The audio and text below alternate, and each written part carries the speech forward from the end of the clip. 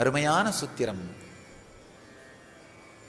கிருஷ்ணனை நோக்கி அர்ஜுனன் சொல்லுகின்றார், இதற்கு முன் நான் பார்த்திராத இந்த ஆச்சரியமான உருவத்தை பார்த்து மகிழ்ச்சி கொண்டவனாக ஆனந்தம் கொண்டவனாக இருக்கிறேன். என்னுடைய மனம் பயத்தாலே நடுநடுங்குகின்றது. ஆகவே நீங்கள் எனக்கு 4 கைகளுடன் கூடிய சாதாரணமான முந்தைய இனிய வடிவத்தையே காட்டுங்கள்.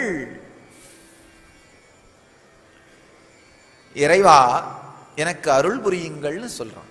என்ன சொல்ல வரான்னா, ஒரு பக்கம் இந்த பிரபஞ்சமே நீங்கள் தான் அப்படின்னு பார்க்கும் பொழுது ஆனந்தம் பொங்குது. ஆனா இன்னொரு பக்கம் மனசு நடுநடுங்குது. இதே மாதிரி உணர்வுல நான் இருந்தா நான் உங்களோட எப்படி உறவாடுவது?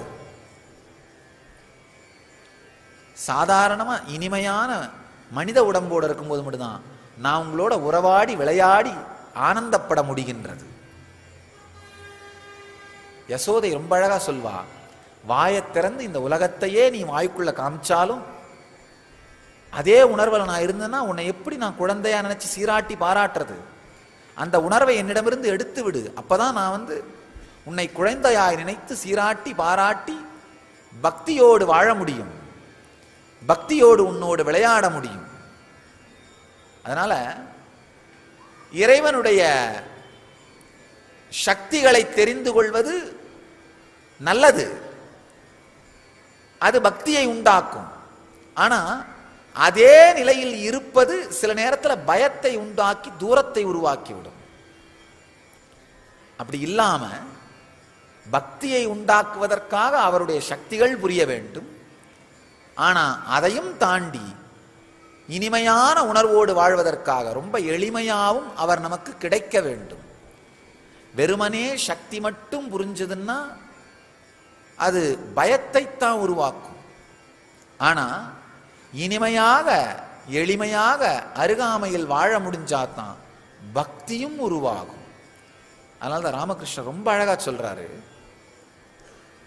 ஞானத்தை விட ஒரு அவதார புருஷனை சுற்றி வாழ்வது மிக உயர்ந்த ஆனந்தம்னு சொல்றார். காரணம் என்னன்னா, ஞானத்துல கூட இறைவனுடைய எல்லா சக்திகளும் குளோரியும் தெரியும், மகிமை புரியும். அர்ஜுனன் மாதிரி ஆஹா அப்படின்னு வியந்து கிடப்போம். ஆனா இனிமையான சாதாரண வடிவத்தில் பக்கத்தில் இருக்கும் பொழுதுதான் நமக்கென்ற ஆழமான உரிமை உணர்வோடு வாழ முடியும். அதனாலதான் இறைவன் காரணம் இல்லாமலேயே மனித வடிவம் எடுத்து மனிதர்களோடு விளையாடுகின்றார்.